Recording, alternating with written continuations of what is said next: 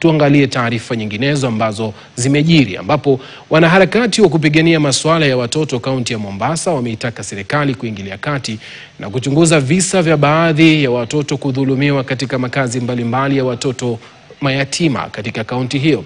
Wakereketwa hao wakiongozwa na afisa wa miradi katika shirika la msaada kwa jamii la Al-Fayyaz Hadi Solehe wamesema ni jambo la kusikitisha kwa watoto hao kuteswa wakiwa katika makao yao.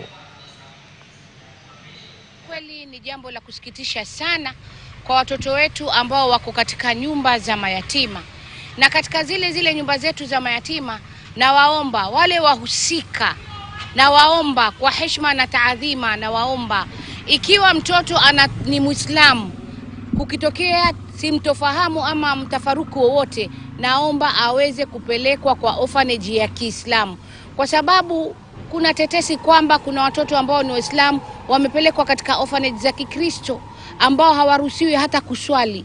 Kwa kusema la kweli, mimi kama kiongozi wa Kiislamu imeniuma sana. Ni masikitiko makubwa sana. Sasa hivi tumekatazwa hata kuwaona wale watoto, na hawa watoto tumeripoti zaidi ya mara 3, na mara nyingi zaidi tumeripoti kwa children officer wa Kisauni, lakini kwa masikitiko yetu hajasaidia hawa watoto kwa jambo lolote.